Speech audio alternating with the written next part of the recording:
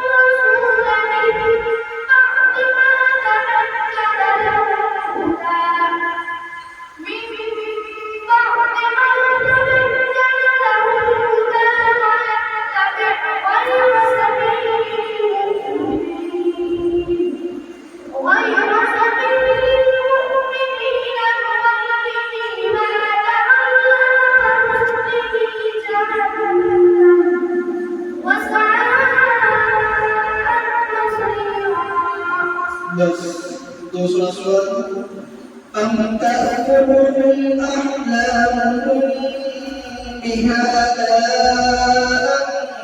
أم قوم طاغون. بسم الله الرحمن الرحيم. أم تأمرهم أحلامهم بهذا أم يقولون تقوله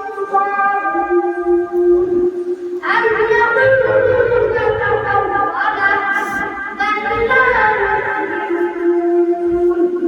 فليأتوا بحديث مثله إن كانوا صادقين. أم خلقوا من غير شيء أم هم الخالقون. أم خلقوا السماوات والأرض بل لا يوقنون. أم عندهم خزائن ربك أم هم مسيطرون.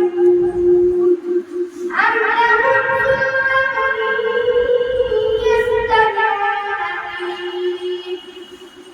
فليأت مستمعهم بسلطان مبين.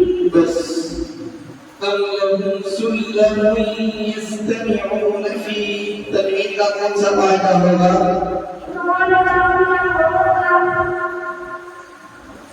स्वाद और मखरज